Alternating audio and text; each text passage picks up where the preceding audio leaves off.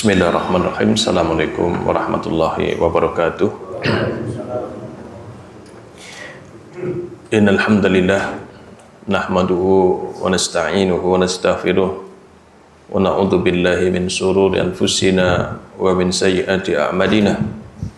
May yahdihillahu fala mudilla lahu wa may yudlilhu fala hadiyalah. Asyhadu an la ilaha illallah wahdahu la syarikalah wa asyhadu anna Muhammadan abduhu wa rasuluhu la nabiyya ba'dah, amma ba'd. Bapak Ibu sekalian yang dirahmati Allah Subhanahu wa taala, para ulama menyebutkan bahwasanya bertobat dari perbuatan dosa itu adalah hukumnya wajib. Ya. Hukumnya wajib. Begitu dalam Islam tidak ada amalan yang menghapus sebesar apapun dosa dan sebanyak apapun dosa, di antaranya adalah taubat kepada Allah Subhanahu wa taala. Nah, bahkan orang-orang yang benar dalam taubatnya, maka taubat itu diterima dan seakan-akan dia seperti bayi yang baru lahir. Sehingga bertobat sendiri itu adalah termasuk amalan yang sangat besar, amalan yang sangat agung di dalam Islam. Dan tidak ada amalan yang paling menyelamatkan hamba-hamba yang banyak berdosa kecuali adalah tobat-tobat mereka kepada Allah Subhanahu wa taala. Di sisi lain juga Allah Subhanahu wa taala sangat mencintai orang-orang yang bertobat kepada Allah Subhanahu wa taala. Ya. Innallaha yuhibbut tawwabin wa yuhibbul mutatahhirin. Allah itu begitu mencintai orang-orang yang bertobat dan mereka senantiasa membersihkan diri. Sehingga Rasulullah SAW, orang yang paling baik agamanya, orang yang paling mengerti tentang agama ini, adalah orang yang paling banyak bertobat kepada Allah Subhanahu wa taala. Para ulama juga mengatakan dampak daripada perbuatan dosa itu adalah kerugian yang sangat luar biasa, madarat yang sangat luar biasa. Dampak perbuatan dosa itu begitu besar, ya, menjadikan fisik seseorang itu lemah. Ya, jadi dosa itu akan melemahkan fisik seseorang. Dosa itu akan menjadi penghalang doa-doa seorang itu tidak didengar oleh Allah Subhanahu wa taala. Ya. Dosa itu akan menjadi penghalang dalam setiap rezeki. Ya. Sebutkan dalam hadis, tidaklah yang menghalangi rezeki seseorang kecuali adalah dosa-dosanya itu. Begitu juga dosa itu menjadikan seseorang itu gelisah hidupnya, tidak akan pernah tenang. Jika satu hari sahabat bertanya kepada Rasulullah, ya Rasul, apa itu ismi, apa itu dosa? Beliau bersabda, dosa itu adalah mahaka fi sadrika wa karihta ayat tali alaihin nas. Dosa itulah apa yang menjadikan dirimu, dadamu sesak, dan kau selalu berusaha menyembunyikan diri dari orang-orang. Sehingga dosa itu akan mendatangkan berbagai kegelisahan dalam hidup, jauh dari ketenangan. Begitu juga Bapak Ibu sekalian yang dirahmati Allah SWT, dosa itu juga akan meretakkan hubungan seseorang dengan siapapun. Ya, suami istri yang kemudian saling mencintai, kalau mereka terjatuh pada perbuatan dosa, maka dosa itu akan menjadi penyakit dalam hubungan itu. Rumah tangga, ya, persahabatan, sebagaimana disebut oleh para ulama, tidaklah seseorang terputus persahabatannya dengan saudaranya kecuali adanya dosa yang mereka lakukan. Jadi dosa itu akan menyebabkan keretakan dalam hubungan. Ya. Dulu ada seorang ulama yang kemudian ditanya tentang rumah tangga. Seorang suami istri yang kemudian mereka sepakat menikah, mereka saling mencintai, serasi, sekufu. Tapi lambat laun muncul masalah, ya, dalam rumah tangga tersebut, dan disebutkan tidak lain masalah-masalah tersebut lahir bukan karena mereka tidak saling mencintai, bukan mereka tidak saling mendukung, tapi karena ada nafkah haram yang kemudian masuk dalam rumah tangga tersebut. Adanya dosa yang masuk, yang itu kemudian menjadi biang kerok rusaknya hubungan itu. Maka begitu banyak dampak yang bisa betul-betul dirasakan dalam kehidupan dunia ini, sehingga para ulama mengatakan taubat itu adalah hukumnya wajib. Ya, taubat itu adalah hukumnya wajib. Dan menunda-nunda taubat itu adalah perbuatan yang merugikan dia sendiri. Siapa seseorang yang kemudian bisa bertahan dari dalam kegelisahan, dalam kesulitan, doa-doa yang tidak terijabah, hubungan yang semakin hari semakin tidak baik dengan siapapun, ya, maka semua orang pasti ingin segera hal tersebut berlalu dalam kehidupannya itu. Nah, Allah Subhanahu wa taala sangat mencintai orang-orang yang bertobat. Ya, sampai disebutkan ya hadis dari sahabat Anas bin Malik radhiyallahu anhu. Ya, beliau menceritakan bahwasanya Allah Subhanahu wa taala lebih gembira, lebih senang ya melihat orang yang bertobat kepadanya daripada seseorang yang kehilangan tunggangannya setelah itu dia temukan kembali. Jadi diceritakan dalam hadis ini bahwasanya dulu ada seorang yang kemudian dia melakukan sebuah perjalanan panjang. Ya. Dia naik onta. Di onta tersebutlah seluruh perbekalan yang dia miliki. Perjalanan yang cukup panjang di tengah gurun padang pasir. Ya, maka seandainya kemudian dia tidak ada bekal, tentu dia tidak akan bisa lewat perjalanan panjang itu. Di suatu hari beliau beristirahat, ya, saking capeknya perjalanan tersebut. Kemudian ternyata setelah dia terbangun, dia tidak mendapatkan unta tunggangannya itu. Hilang. Seluruh perbekalannya hilang dan dia ada di tengah padang pasir yang sangat luas yang tidak berujung. Dia cari-cari, putar-putar tidak ketemu. Ya. Sehingga yang ada dalam dirinya cuman sudah mati sudah. Ya, ada di gurun pasir. Dia tidak punya air, dia tidak punya tunggangan, tidak punya kendaraan, tidak punya makanan di situ. Akhirnya apa? Dia berputar-putar, terus berputar sehingga capeklah dia, capek, kemudian dia tertidur. Subhanallah, setelah dia tertidur, dia bangun, dia mendapatkan ontanya ada di sampingnya. Ya, dia dapatkan ontanya ada di sampingnya dan utuh perbekalan yang dia bawa itu. Subhanallah, saking senangnya, ya, karena dia melihat ontanya ada di sampingnya, dia mengatakan, Allahumma anta abdi wa ana rabbuk. Ya. Ini kalau sebenarnya ucapan ini adalah ucapan kekafiran. Saking senangnya dia mengatakan, ya Allah, engkau adalah hambaku dan saya adalah Rabbmu. Dia tidak sadar mengucapkan itu. Saking senangnya dia mendapatkan kendaraannya kembali, seluruh perbekalannya kembali. Dan Rasul bersabda, Allah menerima taubat orang-orang yang berdosa itu kegembiraannya melebihi manusia ini. Bayangkan, Allah sangat senang kepada orang-orang yang bertobat melebihi senangnya orang ini. Disitulah dikatakan Allah itu begitu mencintai orang-orang yang bertobat dan orang-orang yang senantiasa membersihkan diri. Maka Rasul jelas dalam sehari beliau beristighfar, bertobat 70 kali. Beliau beristighfar, bertobat 100 kali. Kenapa? Bukan karena banyaknya dosa Rasulullah SAW. Bukan itu. Tetapi apa? Amalan inilah amalan yang mendatangkan kecintaan Allah yang begitu luar biasa. Ya. Sehingga taubat itu bukan hanya diperintahkan kepada ahli maksiat. Allah sendiri perintahkan, ya ayyuhalladzina amanu, wahai orang-orang yang beriman, tubu ilallahi taubatan nasuha. Bertobatlah kalian kepada Allah dengan taubat yang sesungguhnya. Itu orang-orang beriman. Bukan dia ahlul ma'asi, wahai ahli maksiat, bukan. Ya. Begitu juga Bapak Ibu sekalian yang dirahmati Allah Subhanahu wa taala. Jadi taubat ini adalah amalan yang mendatangkan kecintaan Allah luar biasa. Sehingga Allah sangat mencintai orang-orang yang senantiasa bertobat kepada Allah Subhanahu wa taala. Ya. Tentu kita ingin, ya, dengan keterbatasan dalam amal kita, kelemahan kita akan sempurnakan dengan taubat dan istighfar kita kepada Allah Subhanahu.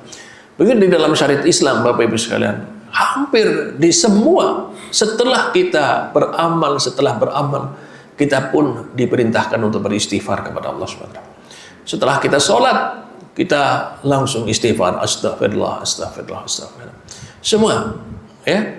Begitu dia setelah berhaji, orang telah melaksanakan wukuf, mereka kemudian mampir di Musdalifah, mereka dianjurkan memperbanyak istighfar kepada Allah. Jadi justru istighfar itu juga diperintahkan kepada orang-orang baru selesai melakukan amal-amal ibadah mereka kepada Allah Subhanahu wa taala.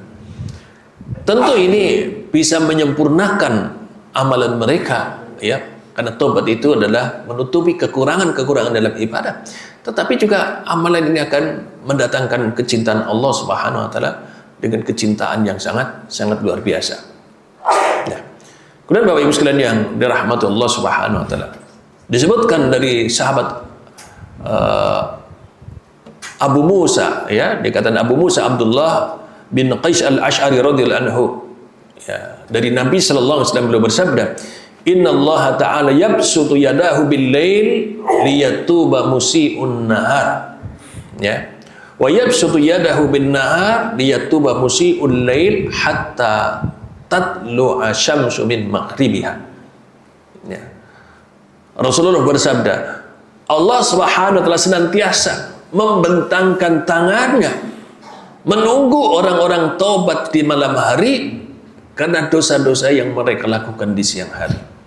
Subhanallah, sepanjang malam Allah nunggu taubat kita, ya. Begitu juga Allah itu sepanjang malam, ya, sepanjang malam menunggu taubat kita karena dosa kita di siang hari.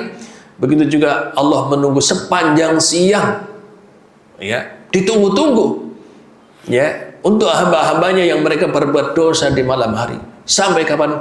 Sampai terbitnya matahari dari barat, ya.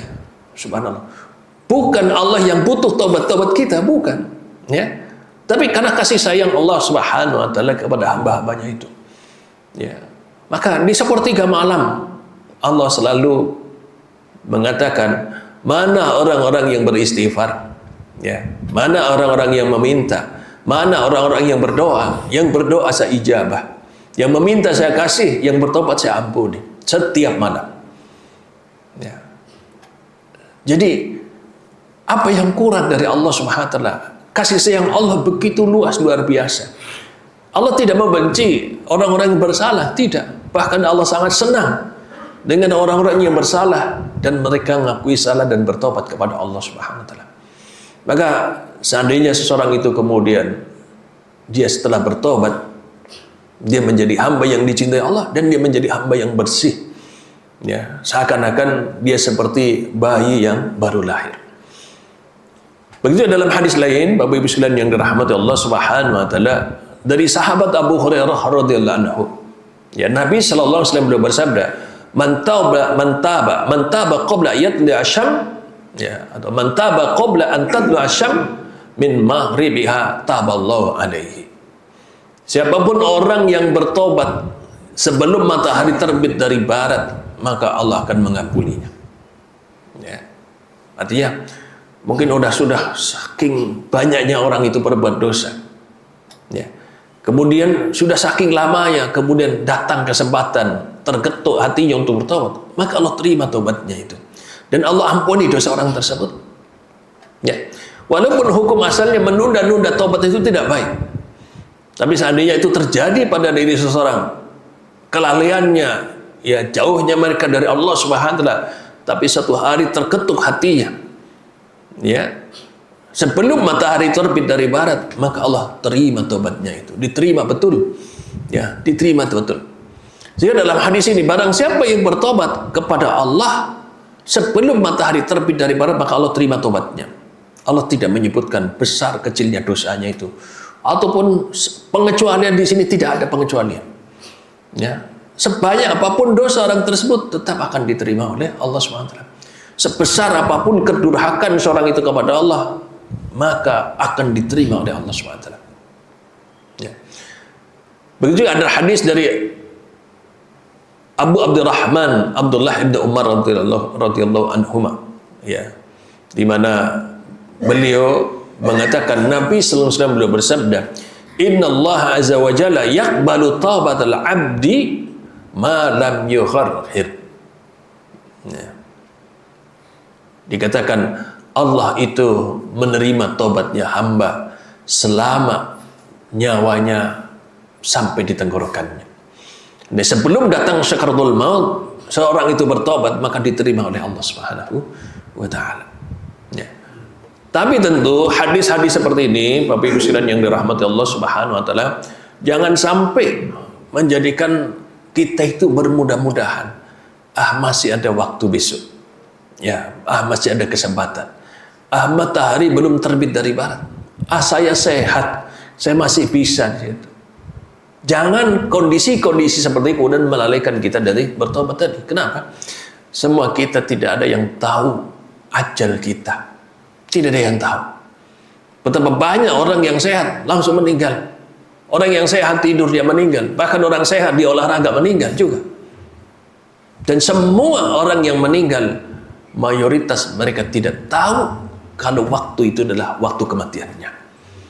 Orang yang meninggal pagi ini, dia tidak pernah mengira kalau kematiannya datang di pagi itu. Orang yang kematiannya datang nanti di waktu siang, dia tidak pernah mengira kalau waktu siang nanti adalah hari kematiannya itu. Jadi semua orang yang meninggal, dia tidak tahu itu adalah hari kematian. Begitu di dalam Al-Quran dikatakan, setiap orang meninggal, setiap manusia tidak tahu dia akan meninggal di mana. Tidak ada. Ya. Sehingga waktu kematian itu tetap menjadi sebuah rahasia yang mengharuskan kita untuk tidak menunda-nunda taubat kita kepada Allah Subhanahu wa taala. Ya. Ada hadis dari Zir ya, bin Hubeish radhiyallahu anhu, beliau mengatakan ataitu Sufyan ibn Asal radhiyallahu anhu. Saya pernah mendatangi Sufyan bin Asal. Ya. Ini Zir ini adalah seorang tabi'in. Dia datang kepada Sufyan bertanya tentang mengusap khuf. Ya, mengusap khuf, kalau kita itu mengusap sepatu untuk berwudu. Maka beliau ditanya, "Ma ja'abika ya Zir?" Ya Zir, kamu ngapain datang ke sini? Ya, maka Zir ini mengatakan, "Ibtigha'ul ilm." Saya datang ke sini untuk belajar. Bertanya tentang satu masalah dalam agama. Maka faqala, maka Sufyan mengatakan, innallaha tadau ajnihatiha li talibil ilmi ridon bima yasna. Maka Sufyan itu senang banget dengan orang yang mau datang belajar. Maka beliau mengatakan apa? Sesungguhnya malaikat ridho. Malaikat itu senang dengan kamu. Kenapa? Tujuan kamu adalah belajar. Maka orang-orang yang mau datang belajar, menuntut ilmu, maka malaikat ridho ya dengan apa yang mereka lakukan itu. Maka di sini kemudian mengatakan, wahai Sufyan, engkau ini adalah sahabat Rasulullah. Ya. Karena Zaid ini kan tabi'in, dia tidak ketemu Rasulullah, tapi Sufyan ini ketemu. Sehingga bertanya, ya mengatakan, engkau ini sahabat Rasulullah, sehingga saya ingin bertanya kepadamu. Itu apa? Saya itu merasa ragu. Dengan apa? Dengan mengusap khuf, mengusap sepatu. Ya. Jadi dalam berwudu, Bapak Ibu sekalian, kita itu ada dalam kondisi kalau kita memakai sepatu yang ya sepatunya atau kaos kakinya itu sampai menutup mata kakinya, maka di saat kita berwudu tidak harus dilepas kakinya. Ya, jadi untuk mengganti mencuci kaki itu bisa cukup hanya diusap atas sepatunya saja. Ya, diusap saja, tidak perlu dibasuh. Nah, ini dalam syariat Islam. Tapi apa? Beliau ragu. Bagaimana kalau saya itu buang air besar dan buang air kecil? Apakah tetap masih boleh saya mengusap sepatu saya? Ya, maka apa? Beliau mengatakan bahwasanya engkau tetap boleh untuk tidak melepas sepatumu kecuali kalau engkau dalam kondisi junub. Ya. Ini dalam hadis, Bapak Ibu sekalian. Jadi bagi orang yang musafir, Bapak Ibu, misalkan Bapak Ibu mau ke Jakarta ini, ke Jakarta ataupun ke Surabaya. Di saat Bapak Ibu mau memakai sepatu, mau memakai kaki, usahakan Bapak Ibu berwudu dulu. Ya, berwudu. Setelah berwudu dalam kondisi suci, baru Bapak Ibu pakai sepatu dan pakai kaos kaki. Nah, di saat nanti datang waktu sholat, Bapak Ibu bukan sholat di kereta, ya, atau sholat di bis, maka di saat berwudu itu tidak perlu melepas sepatunya. Jadi untuk mencuci kakinya cukup diusap saja, diusap kakinya dari atas ke bawah. Itu sebagai pengganti untuk mencuci kakinya itu. Dan itu disebutkan oleh Rasulullah, itu berlaku 3 malam untuk orang yang musafir, dan itu boleh diberlakukan bagi orang yang mukim. Itu waktunya 1 hari. Ya. Jadi orang yang sehari-hari dia memakai sepatu, itu dari subuh sampai isya, dia itu boleh, tidak perlu melepas sepatunya. Tapi setiap mencuci kaki, dia cukup usap atasnya saja. Itu sudah menjadi pengganti mencuci kaki di saat berwudu itu. Nah, beliau, tapi saya ragu. Lalu bagaimana kalau saya buang air besar, air kecil? Apakah tetap boleh? Beliau kan boleh, kecuali untuk junub. Maka junub itu tidak bisa. Maka junub tetap dia harus di saat mandi dia harus tetap lepas sepatunya, dia mandi seperti biasa. Tapi untuk tadi kita buang air besar, air kecil, di saat kita berwudu maka tidak perlu untuk melepas sepatu dan kaos kaki kita. Maka bahkan para ulama Bapak Ibu menyebutkan lebih utama mana di saat kita memakai sepatu dan kaos kaki, kita lebih utama melepasnya di saat berwudu atau tidak melepas. Maka para ulama menyebutkan lebih besar pahalanya yang tidak melepas. Ya, lebih besar pahalanya. Ini sebagaimana hadis dari Mughirah bin Syu'bah. Di saat beliau mau melepaskan khuf sepatunya Rasulullah, ya khufnya Rasulullah, maka Rasul mengatakan biarkan dia, tidak perlu dilepas. Kenapa? Karena kemarin atau tadi saya memakainya dalam kondisi suci. Ya, sehingga Rasulullah pun mengatakan jangan dilepas.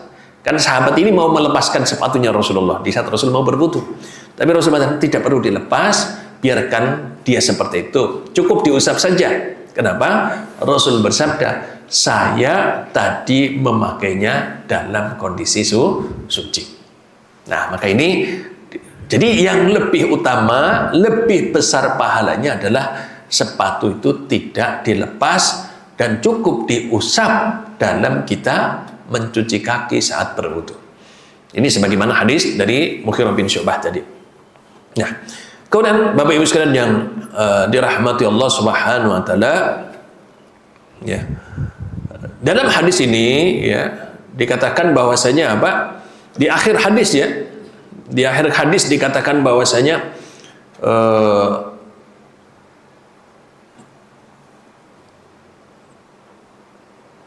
dikatakan bahwasanya qabla syam khalaqahu Allah taala yauma khalaqas samawati wal ard. Allah Subhanahu wa taala menciptakan langit dan bumi maftuhan litaubati. Nah ini sejak Allah menciptakan langit dan bumi maka maftuhan litaubati, terbuka pintu tobat, la yuhliku hatta tatlu asyamhi minhu, dan pintu tobat itu selalu terbuka sampai matahari itu terbit dari barat. Nah ini hadis ini ya, dalam hadis riwayat Tirmidzi, ujung hadis ini adalah menceritakan tadi. Jadi setelah Allah menciptakan langit dan bumi, maka pintu tobat saat itu terbuka sampai datangnya terbitnya matahari dari barat di situ. Sehingga Bapak Ibu sekalian yang dirahmati Allah Subhanahu wa taala, Maha Pengampunnya Allah Subhanahu wa taala melazimkan bahwasanya Allah senantiasa menerima taubat hambanya itu. Ya, bahkan dalam hadis dikatakan ada seorang yang dia seumur hidup bertahun-tahun dia berbuat maksiat kepada Allah SWT. Sampai apa? Sampai mengantarkan dirinya ke neraka tinggal sejengkal saja. Bayangkan, tinggal sejengkal dia hampir masuk neraka itu. Tetapi apa? Di waktu itu dia kemudian melakukan sebuah amalan ahli surga, sehingga kemudian dia melakukan amalan tersebut dan dia meninggal dan dia itu masuk ke dalam surga. Para ulama menyebut apa amalannya? Taubat kepada Allah Subhanahu wa taala. Taubat kepada Allah Subhanahu wa taala. Jadi sebanyak apapun, sebesar apapun, sesering apapun orang itu berbuat salah, taubat itu akan senantiasa diterima oleh Allah Subhanahu wa taala. Ya, maka di penghujung ceramah ini kami mengingatkan lagi perintah dari Allah Subhanahu wa taala, ya ayuhan nas tubu ilallahi, ya wahai sekalian manusia, tobatlah kalian kepada Allah Subhanahu wa taala la'allakum tuflihun, agar kalian itu beruntung. Maka salah satu amalan orang-orang yang beruntung di dunia dan akhirat, amalan mereka adalah memperbanyak tobat-tobat dan istighfar kepada Allah Subhanahu wa taala. Semoga Allah Subhanahu wa taala senantiasa menerima tobat-tobat kita bersama, ya. Semoga juga Allah Subhanahu wa taala senantiasa membimbing kita dalam amalan-amalan kebaikan, memasukkan kita dalam golongan orang-orang yang selamat di dunia dan di akhirat. Amin amin ya rabbal alamin. Semoga ada manfaatnya, kurang lebihnya mohon maaf yang sebesar-besarnya. Kita akhiri, subhanakallahumma bihamdik, asyhadu an la ilaha illa anta, astaghfiruka wa atubu ilaik. Assalamualaikum warahmatullahi wabarakatuh.